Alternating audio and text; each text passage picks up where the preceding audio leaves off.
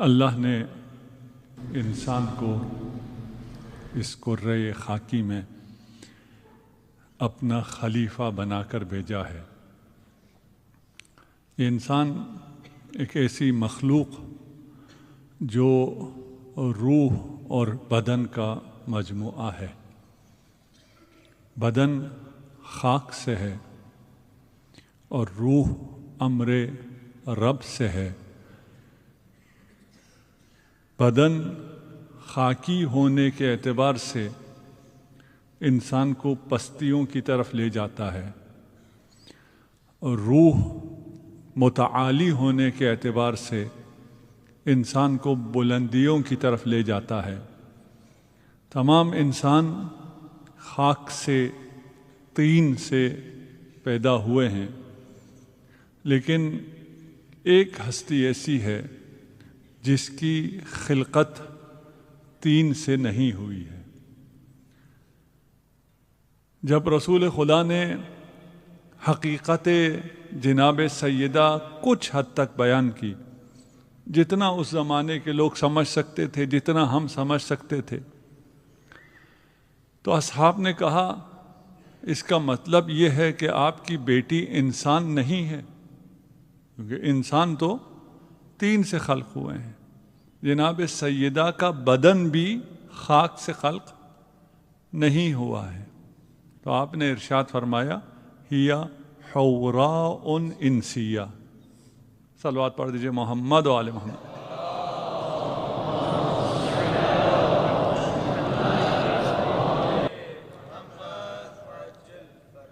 اب اس کی معرفت کے یہ لفظ کہنے کے دو کلمات ہیں، اور ان دو کلمات کو کیسے جمع کیا جا سکتا ہے اور اس کی حقیقت کیا ہے، یہ ہماری سمجھ سے بہت دور کی چیز ہے۔ ہم یہ کون ہے معرفت، حقیقی معرفت ہم حاصل نہیں کر سکتے ہیں، لیکن اتنا سمجھ لیں کہ جس چیز سے روح ہے، جناب سیدہ کی بات نہیں کر رہا، روح ہے جناب سیدہ بھی وہ واحد روح ہے جو نور عظمت الہی سے خلق ہوئی ہے۔ نور خدا سے خلق ہونا اور ہے، نور عظمت خدا سے خلق ہونا اور ہے۔ یہ جب ہم سمجھ سکیں تو پھر ان ابحاث میں جائیں گے، اور روح ہماری سمجھ سے بالاتر ہے، ہماری اپنی روح ہماری سمجھ سے بالاتر ہے، چیر اصد جناب سیدہ کی روح، جسے خدا نے اپنے نور عظمت سے خلق کیا ہو۔ بدن کیسے خلق ہوا ہے؟ بدن قاب قوسین او ادنا کی منزل پر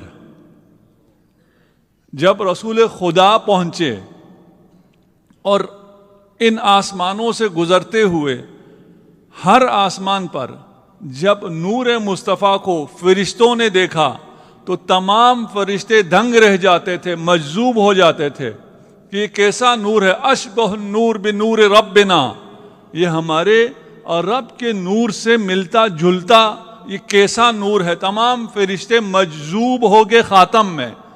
ایک مرحلہ ایسا بھی آتا ہے کہ جس میں تمام ملکوت مجذوب ہو گیا تھا، وہ ایک نور کو دیکھ کر اس میں مجذوب ہو جاتا ہے۔ یہ درخت کیسا ہے، اس کا نور کیا ہے؟ خاتمی مرتبت کے لیے سوال ہے، یہ درخت اور اس کا نور کیسا ہے؟ درخت مٹی سے ہوتا ہے، لیکن وہ عام مٹی نہیں ہوتی۔ مٹی کو ایک مرحلہ جب وہ تکامل پاتی ہے تو اگلے مرحلے میں جا کے وہ لکڑی بنتی ہے۔ اس درخت میں سے جو منرلز وہ زمین سے حاصل کرتی ہے، اس میں سے اس کے پتے بنتے ہیں۔ ان پتوں میں سے بھی جو سب سے اعلیٰ، جو سب سے خالص ہوا ہوتا ہے، جو استفاء ہوا ہوتا ہے، وہ اس کا پھل ہوتا ہے۔ یہ درخت جس کے پتوں سے زیادہ نورانی کوئی چیز نہیں تھی، جب محمد مصطفیٰ نے پوچھا کہ یہ درخت کیسا ہے تو کہا گیا کہ یہ درخت اور اس میں لگا ہوا سیب آپ کے لیے ہدیہ الہی ہے۔ اس سیب سے، جنت کے سیب سے بدن جناب سیدہ خلق ہوا ہے. یہ معرفت یعنی یہ اہتمام کسی کے لیے بھی نہیں ہے. فاطمہ اس لیے فاطمہ ہے لأن الناس فطموا عن معرفتها. لوگ معرفت جناب سیدہ حاصل کر سکتے ہی نہیں ہے. صلوات پڑھ دیجئے محمد و آل محمد.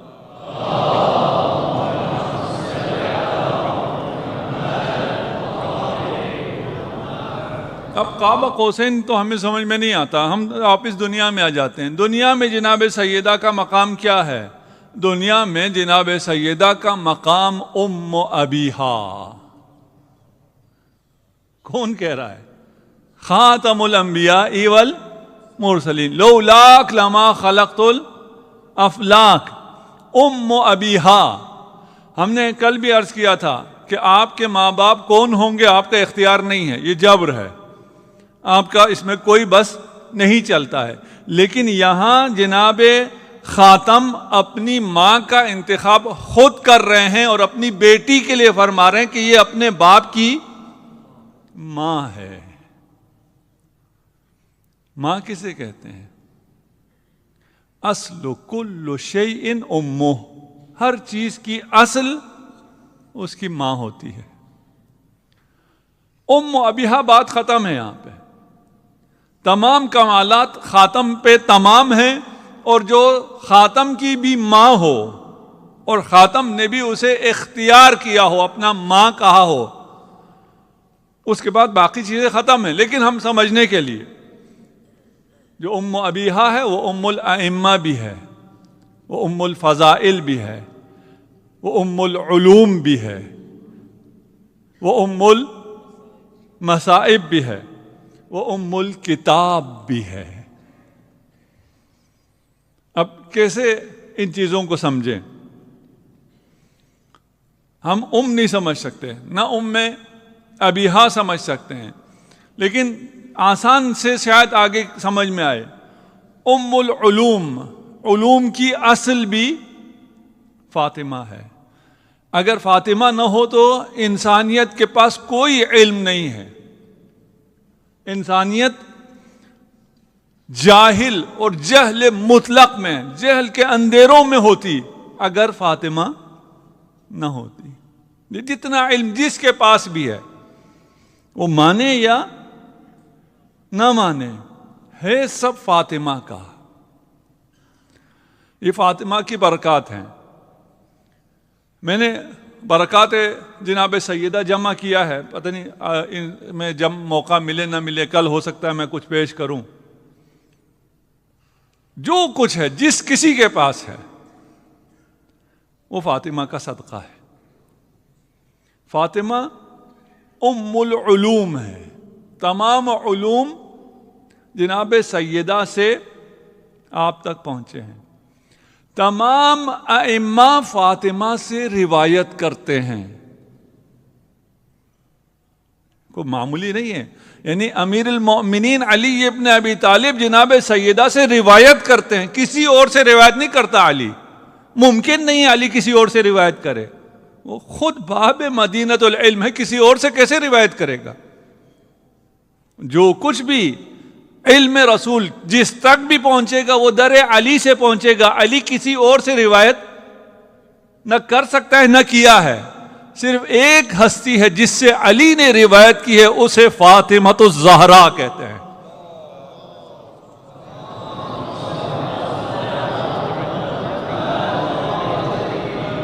بہتر صلوات عنایت کیجیے.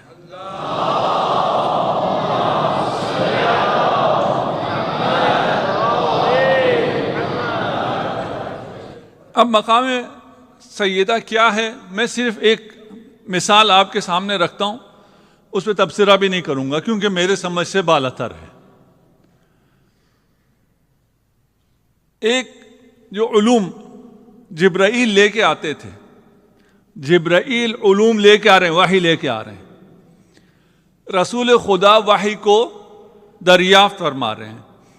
جو وحی دریافت فرماتے تھے رسول خدا املا فرماتے تھے، اور علی ابن ابی طالب لکھتے جاتے تھے.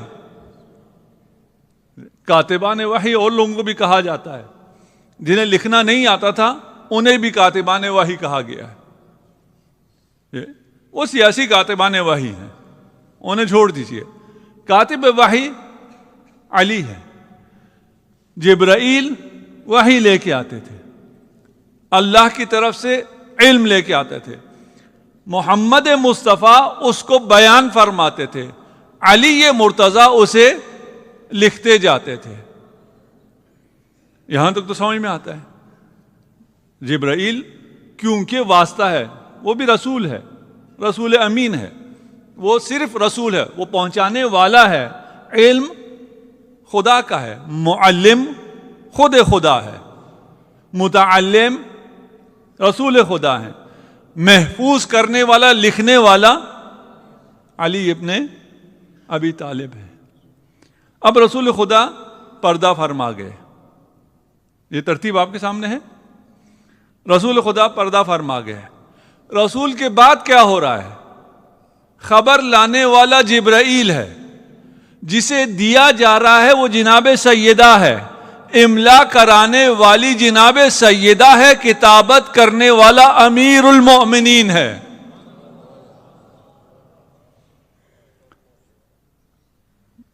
رسول خدا اپنی مسند کسی کے لیے نہیں چھوڑتے تھے، نہ چھوڑ سکتے تھے. جس مسند پر خاتم کو آنے کے لیے 1,24,000 پیغمبروں نے قربانی دی ہو، اس مسند پر خاتم کے علاوہ کوئی نہیں بیٹھ سکتا تھا. خاتم کے ہوتے ہوئے، خاتم کے بعد پھر خاتم کا وسیع جانشین اس مسند پر بیٹھ سکتا تھا، اور بیٹھا، اور کوئی نہیں بیٹھا. انہیں پتا تھا وہ بیٹھ نہیں سکتے. وہ مسند خاتم چھوڑتے تھے کب؟ جب زہرا آتی تھی، اس مسند پر بٹھاتے تھے، اور اسی مسند پر، مسند معلمیت پر، امیر المؤمنین کاتب ہیں، املا کرانے والی جناب سیدہ ہیں. صلوات پڑھ دیجئے محمد و آل محمد.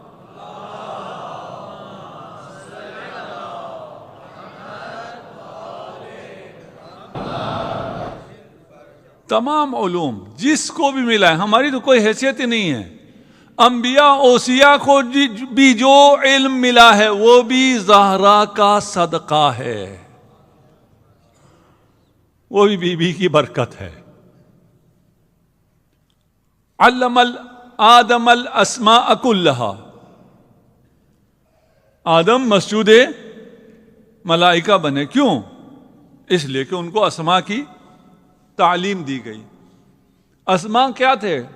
پنجتن کے نام تھے. پنجتن کے نام کی تعلیم کا مطلب کیا ہے؟ جس طرح آپ اپنے بچوں کو پنجتن کے نام سکھاتے ہیں، آیا وہی تعلیم حضرت آدم کو دی گئی تھی کہ یہ 5 نام ہیں جس کی وجہ سے وہ مشدود ملائکہ بن گئے؟ یہ ممکن ہے. اسم کا علم ہمارے بچے کو بھی ہو جاتا ہے. آپ کا کیا خیال ہے، فرشتوں کو اسماء کا علم تھا یا نہیں تھا؟ اسماء کا علم تو فرشتوں کو بھی تھا، نام تو وہ بھی جانتے تھے. نام جانتے تھے، مسمى شاید وہ نہ جانتے ہوں، ان انوار کو انہوں نے نہ دیکھا ہو. فرشتے نام بھی جانتے تھے اور ان انوار کو بھی فرشتوں نے دیکھ رکھا تھا. اس لیے کہ علی ابن ابی طالب ارشاد فرماتے ہیں کہ فرشتوں کو تسبیح میں نے سکھائی ہے. تو فرشتے تو جانتے تھے، فرشتے نام بھی جانتے تھے، فرشتوں نے وہ نور دیکھا بھی تھا. پھر آدم کو کیا سکھایا تھا جو فرشتوں کو معلوم نہیں تھا، جس کی وجہ سے آدم مسجود ملائکہ ہوا؟ آدم کو معرفت جناب سیدہ نصیب ہوئی تھی. یہ معرفت جناب سیدہ ہے. ہم فاطمہ و ابوہا و بعلہا و بنوہا. معرفت جناب سیدہ، معرفت پنجتن جس کا محور جناب سیدہ ہے، یہ انسان کو اس مقام تک پہنچاتی ہے کہ یہ انسان مسجود ملائکہ بن جاتا ہے. میں نے پہلی تقریر میں عرض کیا تھا، آپ میں سے کچھ لوگ شاید نہیں تھے. جنت میں آپ داخل ہو جائیں گے، یہ بھی تسامحاً کہہ رہا ہوں. جنت میں آپ اپنے اعمال کے بل بوتے پہ داخل ہو جائیں گے. یہ بھی نہیں ہوں گے لیکن مان لیجئے ہوگے. زیادہ سمجھنا ہے پہلی تقریر سن لیجئے. لیکن جنت میں داخل ہونے کے بعد جنت کے جتنے درجات ہیں وہ آپ کو علی قدر معرفت ملیں گے. جتنی اہل بیت کی معرفت زیادہ ہوگی اتنے آپ کو بلند درجات ملیں گے. درجات اعمال کی وجہ سے ملنے والے نہیں ہیں، درجات آپ کو معرفت کی وجہ سے ملیں گے. جناب سیدہ ایک تعبیر ہے، الکل یمشی فی مملکتہا، کہ ہم اس دنیا میں جہاں رہ رہے ہیں، جہاں چل رہے ہیں، جہاں بھی ہمارا مسکن ہے، یہ سب کے سب جناب سیدہ کی پراپرٹی ہے، آپ کا اور میرا نہیں ہے. ہمارا ایمان ہے اس پہ؟ جی خاموشی کیوں ہے؟ بالکل ایمان ہے نا. یہ سب کچھ جو ہمارے پاس ہے، یہ سب کچھ جناب سیدہ کی ملکیت ہے. ہمیں یہ حکم ہے کہ سارا مال مالک کو دے دو؟ نہیں. وہ سخی ہے، وہ کریم ہے، وہ کریمہ ہے. اس نے کہا جو کچھ بھی میرا تمہارے پاس ہے تم اسے خرچ کرو، کھاؤ پیو، اپنے بچوں کو کھلاؤ. ہے میرا لیکن سب تمہارا ہے. سارا خرچ کرو، سب تمہارا ہے. ضروریات خرچ کرنے کے بعد جو بچ جائے وہ بھی تمہارا ہے. جو بچت ہے وہ بھی تمہارا ہے، ایک شرط پہ کہ 20% مجھے دے دو. اب یہ جو 20% آپ خمس نکالتے ہیں، یہ خمس نکالتے ہیں یا اصل مال کے مالک بنتے ہیں؟ اس سے پہلے آپ مالک نہیں ہیں. اب یہ پسند بھی نہیں ہے بعض لوگوں کو، کیا کریں؟ کیا مطلب ہے کہ یہ ساری جناب سیدہ کی ملکیت ہے؟ اس پہ دلیل کیا ہے؟ ذرا صلوات پڑھ دیجیے محمد و آل محمد.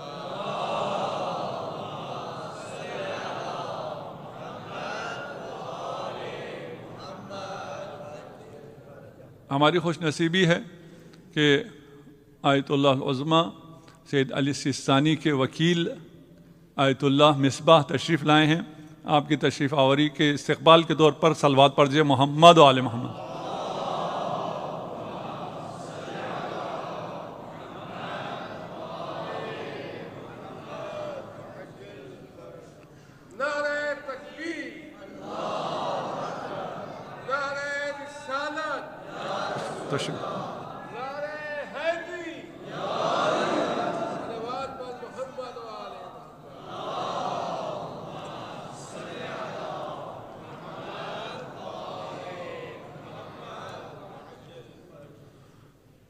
عالم دنیا کا ظرف محدود ہے. محدود ظرف میں آپ اگر کوئی چیز ڈالیں گے، کوئی چیز آپ محدود ظرف پہ رکھیں گے تو وہ چیز محدود ہوگی یا لامحدود ہوگی؟ محدود ہوگی. کسی نے امام سے جا کے کہا تھا کہ آپ اپنے ظرف کے مطابق عطا کیجئے.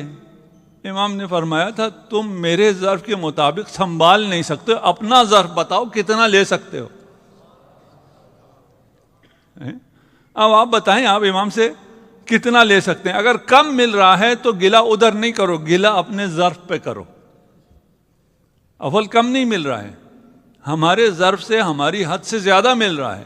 لیکن اگر پھر بھی کسی کا خیال ہے دنیا کیونکہ محدود ہے، اس دنیا میں جو کچھ ملے گا وہ بھی محدود ملے گا، اگرچہ دینے والا غیر محدود ہی کیوں نہ ہو. دینے والا اللہ ہے، اللہ کی کوئی حد نہیں ہے، اس کی عطا کی بھی کوئی حد نہیں ہے. لیکن کیونکہ ہم محدود عالم میں ہیں تو جو ہمیں ملے گا وہ محدود ہوگا. آخرت عالم ملکوت غیر محدود ہے. جب غیر محدود میں غیر محدود دینے والا ہو، عطا کرنے والا غیر محدود ہو، ظرف بھی غیر محدود ہو تو عطا بھی غیر محدود ہوگی۔ یہ بات سمجھ میں آ گئی؟ جناب سیدہ کا مہر دنیا میں، محدود دنیا میں کیا تھا؟ 500 درہم۔ یہ یہاں تھا جو عقد دنیا میں ہوا، اس کا مہر 500 درہم۔ لیکن جو عقد آسمان میں ہوا، ملکوت میں ہوا، اس کا مہر کیا قرار پایا؟ وہ بھی جو بیان ہوا ہے وہ آپ کی سمجھ کے مطابق ہوا ہے۔ ایک راوی نے آ کے رسول خدا سے عرض کی کہ ہمیں یہ تو پتا ہے کہ آپ کی بیٹی کا دنیا میں مہر کیا ہے، آسمانوں میں کیا مہر تھا، آپ ہمیں ذرا بتائیے۔ رسول خدا نے ارشاد فرمایا تم نے کیا کرنا ہے، تم وہ سوال کرو جس سے تمہیں کام ہے، جس سے تمہیں غرض ہے، وہ سوال کرو۔ جس سے کوئی کام نہیں ہے، تمہیں کیا لینا دینا، وہ سوال تم مت کرو۔ ہمارے ہاں کیا ہوتا ہے؟ ہمارے ہاں ہر وہ سوال کیا جاتا ہے جس کا پریکٹیکل لائف سے کوئی لینا دینا نہیں ہے۔ یہ سوال ہمارے ہاں بہت اہم ہے، لیکن ہر وہ سوال جو ہمیں چاہیے وہ ہم کرتے ہی نہیں ہیں۔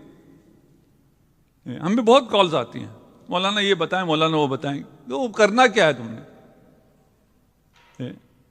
ابھی کل کسی نے مجھے فون کیا تھا کہ حضرت آدم کو سجدہ جو ہے جنت میں کیا تھا یا جنت کے باہر کیا تھا۔ میں نے کہا بھائی کرنا کیا ہے پہلے مجھے یہ بتاؤ، جس جنت میں سجدہ کیا ہو جو جنت سے باہر کیا ہو۔ کہتے ہیں مولانا آپ کو پتہ نہیں ہے تو صاف صاف بتا دیں پتہ نہیں ہے۔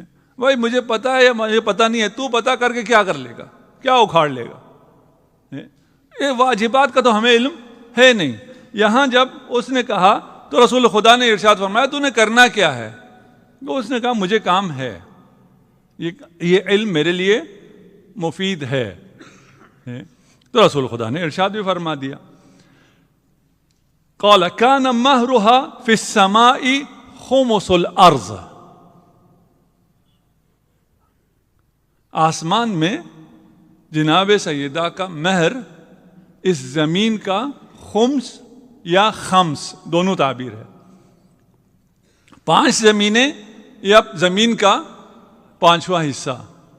اور 5واں حصہ تو نہیں ہے، باقی روایت بھی ہے، میں ساری روایت نہیں پڑھوں گا، تو یہ ہے کہ یہ 5 زمینیں ہیں۔ اب 5 زمینیں کیسی ہیں پھر کبھی اس کو بحث کرتے ہیں۔ اس زمین میں اس کے بعد جو روایت کا اگلا حصہ یہ بھی بتا رہا ہے کہ یہ پوری زمین ہے۔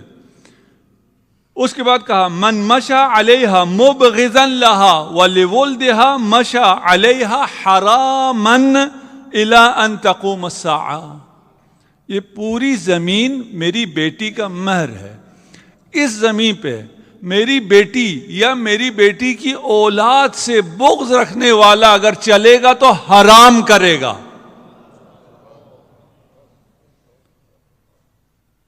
یہ پوری زمین مہر ہے، یہ بھی محدود ہے، یہ بھی محدود ہے، یہ بھی غیر محدود نہیں ہے۔ اور روایات ہیں، اب حاجی آغا بھی تشریف لے آئے، میں مختصر کروں گا۔ ایک روایت کے مطابق جناب سیدہ نے آ کے پوچھا کہ آپ نے میرا مہر درہم رکھا، یہ عام لوگوں کی بچیوں کو بھی جب ان کی شادی ہوتی ہے تو ان کا مہر بھی درہم و دینار رکھا جاتا ہے، مجھ میں ان میں کیا فرق ہے؟ رسول خدا نے ارشاد فرمایا کہ اللہ نے آپ کا مہر الشفاعہ فی عصاۃ امتک، آپ کا مہر یہ قرار دیا ہے کہ میری امت کے گناہ گاروں کی شفاعت آپ کا مہر ہے۔ فنزل جبرائیل ومعہ بطاقہ، جب رسول خدا نے یہ ارشاد فرمایا تو سند بھی آ گئی، جبرائیل نازل ہوئے اور جبرائیل نے وہ دستاویز بھی لے کے آئے جس پہ لکھا ہوا تھا کہ آپ کو قیامت کے دن امت کے گناہ کاروں کی شفاعت کا حق دیا جا رہا ہے۔ جناب سیدہ نے وہ سند وصول فرمائی، اور جب آخری وقت آیا تو آپ نے وصیت فرمائی کہ اس سند کو میرے سینے پہ رکھ کر مجھے دفن کرنا. وقت آخر بھی جناب سیدہ کس کی فکر میں ہے؟ ہماری.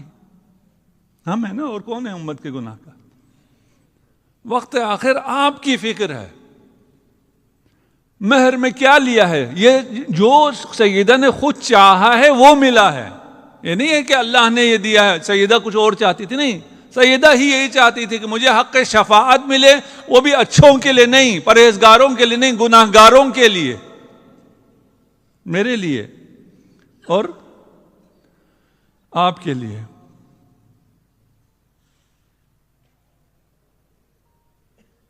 یہ وہ ہستی ہے جو آپ کو نہیں بھولتی،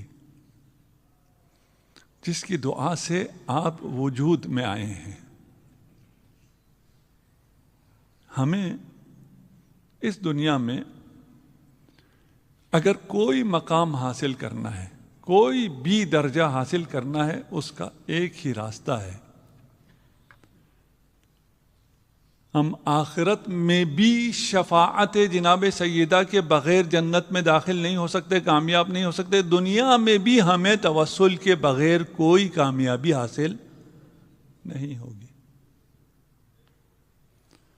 ہم والد معظم کے ساتھ آیت اللہ سستانی کی خدمت میں گئے تھے، تو انہوں نے پوچھا کہ آپ کے پاس کوئی بڑی ٹیم بھی نہیں ہے، آپ اتنے مشکل فیصلے کرتے ہیں، عالم کے استعمار کے ساتھ آپ نے مقابلہ کیا، داعش کے ساتھ آپ نے مقابلہ کیا، آپ کے فیصلے ایسے ہیں جن فیصلوں کی وجہ سے، جن فتویٰ کی وجہ سے اسلام کی عزت رہ جاتی ہے، اسلام کی فتح ہوتی ہے، آپ یہ فیصلے کیسے کرتے ہیں؟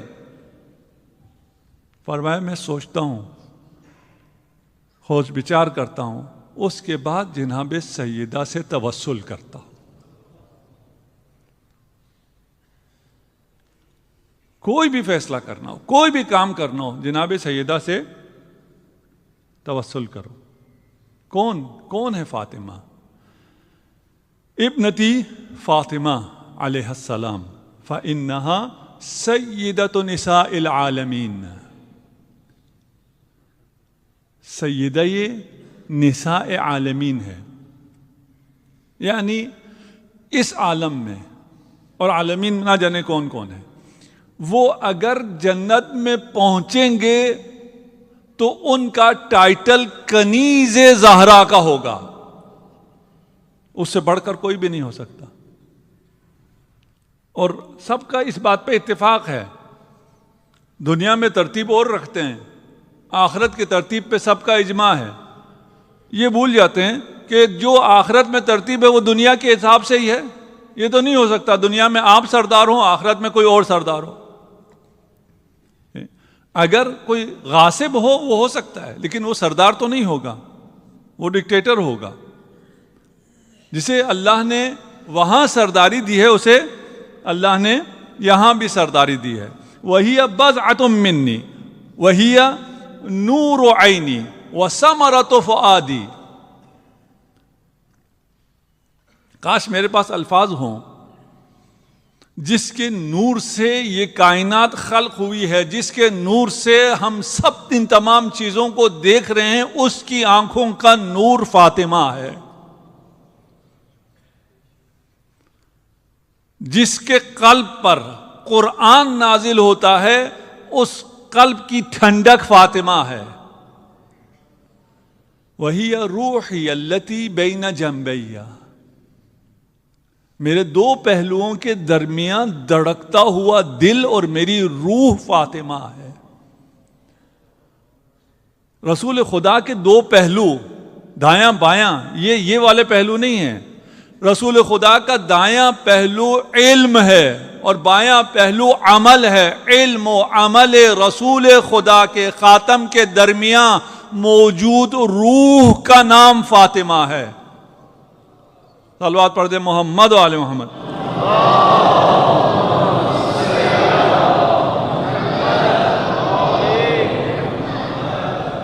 ہی حوراء و انسیہ. اسے انسان نہ سمجھنا، یہ تمہاری طرح خلق نہیں ہوئی ہے. یہ خدا کا کرم ہے کہ انسانی شکل میں وہ تمہارے درمیان آئی ہے، تمہاری رہنمائی کے لیے تمہارے درمیان انسانی شکل میں آئی ہے۔ یہ جب اللہ کی عبادت کے لیے محراب عبادت میں کھڑی ہوتی ہے، اس وقت کا منظر دیکھو۔ رسول خدا بیان کر رہے ہیں میری عبادت کہاں ہے اور جناب سیدہ کی عبادت کہاں ہے۔ جب محراب عبادت میں کھڑی ہوتی ہے، اس کے ہر ہر ہڈی کا ہر جوڑ لرزتا ہے، اور اس کا نور ایسے ساطع ہوتا ہے کہ اس نور سے اہل آسمان منور ہوتے ہیں۔ اگر ہمیں نور نظر نہیں آتا ہے تو یہ ہمارا قصور ہے، یہ نور جا رہا ہے۔ دوسری روایت میں ہے کہ امیر المؤمنین کو آٹا لینے کے لیے قرض لینا پڑا کسی یہودی سے، آٹا لینے کے لیے۔ ادھر شاید کوئی ایسا نہیں ہوگا جس کو اپنی پوری زندگی میں اتنا مسئلہ پیش آیا ہو، آٹا لینے کے لیے کسی کو قرض لینا پڑا ہے، یہاں کوئی ایسا بندہ نہیں ہے۔ یہودی سے آٹا جب قرض لینا پڑا تو یہودی نے کہا مجھے کوئی چیز رہن میں دو، کوئی چیز ضمانت میں رکھو۔ امیر المؤمنین کے پاس کچھ نہیں تھا، امیر المؤمنین چادر زہرا کو لے کے آ گئے۔ وہ چادر کو لے کر یہودی چلا گیا، برکات جناب سیدہ۔ رات اس نے چادر رکھی اور جا کے سو گیا، اپنے کسی کو بتایا بھی نہیں کہ کیا رہن میں لایا ہے۔ رات کے وقت اس کی بیوی جب جاگتی ہے، دیکھتی ہے کہ گھر میں نور ہے، گھر نور سے بھرا ہوا ہے، اور وہ نور آسمان کی طرف جا رہا ہے۔ اپنے شوہر کو اٹھایا، کہا یہ کیا حادثہ ہے، یہ کیا ہو رہا ہے؟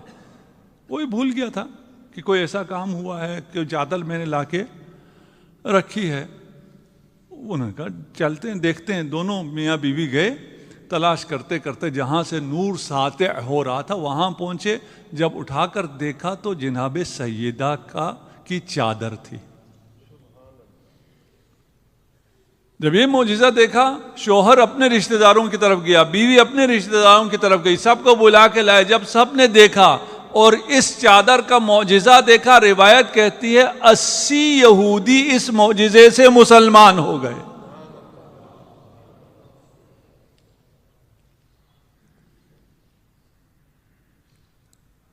کیا بیان کروں جناب سیدہ کی برکات کیا ہے۔ جو کچھ جس کسی کے پاس ہے وہ جناب سیدہ کی برکت سے ہے۔ خدا کرے کہ ہم جناب سیدہ کی معرفت حاصل کر سکیں اور اس معرفت کو لوگوں تک پہنچا سکیں۔ یہ ہم پر فرض ہے، یہ ہم پر قرض ہے۔ آپ کو جب یہ نعمت ملی ہے، اس نعمت کو آگے پہنچانا آپ پر فرض ہے۔ آج کل جوان لکھ سکتے ہیں، سوشل میڈیا پہ لکھ سکتے ہیں، اور باقی جگہوں پہ بول سکتے ہیں، لکھ سکتے ہیں۔ آپ کو بولنے کے لیے آج کل پلیٹ فارم فراہم ہے، آپ سرچ کر سکتے ہیں، تحقیق کر سکتے ہیں۔ یہ نور آگے پہنچانا آپ پر واجب ہے، ایام فاطمیہ واجب ہے، اس میں عزاداری ہم پر فرض ہے۔ یہ ایسے ایام ہیں جو یہاں آ گیا وہ پھر غیر نہیں ہے۔ عاشورہ کے غیر بھی آ جاتے ہیں، 40 پہ غیر بھی آ جاتے ہیں اور آ کے کہہ سکتے ہیں کہ ہم بھی عزادار ہیں۔ یہاں غیر آ سکتا نہیں ہے، یہاں جو آ گیا وہ اپنا ہے۔ زیادہ کھولنے کی ضرورت تو نہیں ہے، آپ لوگوں کو سمجھ میں آ رہا ہے۔ جو غیر ہے اس کو سمجھ میں نہ آئے، یہاں کوئی غیر نہیں آ سکتا۔ اور جناب سیدہ کے در پہ آئے بغیر کوئی مسلمان نہیں ہو سکتا۔ آگے 2 2 4 ہے، کوئی مشکل راکٹ سائنس نہیں ہے۔ جس کی رضا رب کی رضا ہو، جس کا غضب رب کا غضب ہو، ہمیں نہ اس کی رضا کی پرواہ ہو نہ اس کے غضب کی پرواہ ہو، نہ ہمیں اس کی پرواہ ہو کہ کون انعمت علیہم ہیں، نہ ہمیں اس کی پرواہ ہو کہ کون ضالین ہیں اور ہوں ہم مسلمان. یہ ہو نہیں سکتا. در سیدہ پہ آنا پڑے گا. در سیدہ پہ آئے بغیر نہ حوض کوثر سے کسی کو کچھ ملے گا، نہ شفاعت رسول خدا کسی کے نصیب میں آئے گی. لیکن مسلمانوں نے کیا کیا؟ مسلمانوں نے جو کیا، ام المؤمنین ارشاد فرماتے ہیں کہ وہ پہلا شخص قیامت کے دن جو انصاف مانگنے کے لیے خدا کی بارگاہ میں کھڑا ہوگا وہ میں علی ابن ابی طالب. اور انصاف کس چیز کا مانگیں گے؟ علی بطول کے ساتھ ہونے والے ظلم پر انصاف مانگیں.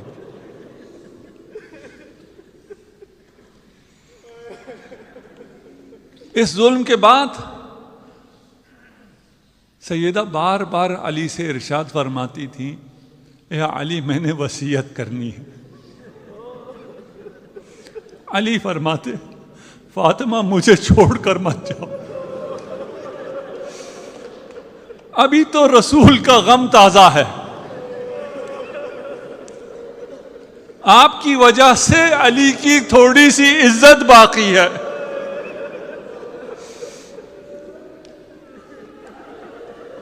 اجرکم علی اللہ. ایک دن وہ بھی آیا جب علی کو وصیت سننے کے لیے بیٹھنا پڑا. کاش فاطمہ صرف وصیت کرتی، کاش فاطمہ صرف یہ کہتی، علی میرے بعد میرے جنازے پہ کسی کو نہ آنے دینا، علی مجھے رات کی تاریکی میں غسل دینا اور رات کی تاریکی میں دفن کرنا. اگرچہ یہ بھی بہت سخت تھا، لیکن جو فاطمہ نے کہا، اگر سن سکو، اگر میں بول سکوں، یا ابن عم ما احدتنی کاذبہ، میں نے آپ کے ساتھ ایک عمر گزاری ہے علی، میں نے اپنی ساری زندگی میں کبھی جھوٹ نہیں بولا. جناب سیدہ کو وصیت میں یہ کیوں کہنا پڑا؟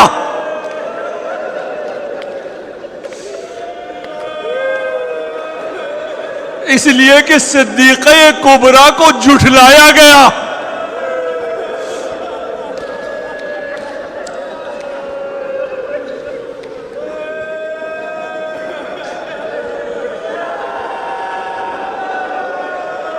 اجرکم علی اللہ. آپ سن کے گریہ کر رہے ہیں، لیکن جس کو جھٹلایا گیا ہو وہ اس کا ذکر اپنے شوہر سے کر رہا ہو، اور شوہر اپنی بیوی کی آخری وصیت میں یہ سن رہا ہو، ان کا حال کیا ہوگا؟ ثم بکی جمیعا. علی اور بطول نے گریہ کرنا شروع کیا.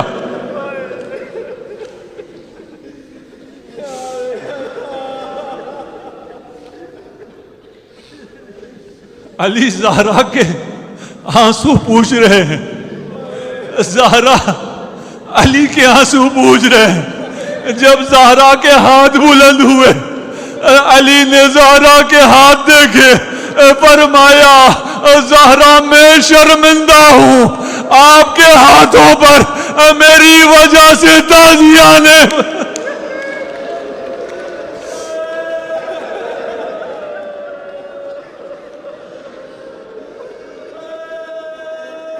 اجرکم علی اللہ. علی نے زہرا کا سر اپنے سینے پر رکھا. باقی سب گھر والوں کو کمرے سے باہر کیا. ایک وقت وہ بھی آیا جب علی نے پکارا یا ام کلثوم، یا زینب، یا سکینہ، یا فضہ، یا حسن، یا حسین، تزودوا من امکم، اپنی ماں کا آخری دیدار کرنے آ جاؤ، فاطمہ چھوڑ کر جا رہی ہے.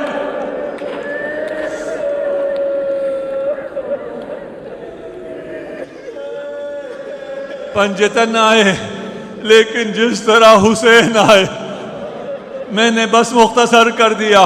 حسین جب ماں کے بدن پر آئے اور جس انداز میں گریہ کیا، عالم ملکوت میں کوہرام بپا ہوا، عرش خدا لرز گیا، جبرائیل نازل ہوا. علی حسین کو فاطمہ سے جدا کرو. علی آگے بڑھے، حسین کو فاطمہ سے جدا کیا. لیکن ایک منظر اور ہے، حسین کا سینہ ہے، سکینہ سینے پر ہے. جدا کرنے علی آگے نہ بڑھا، شمر لعین بڑھا. تازیانہ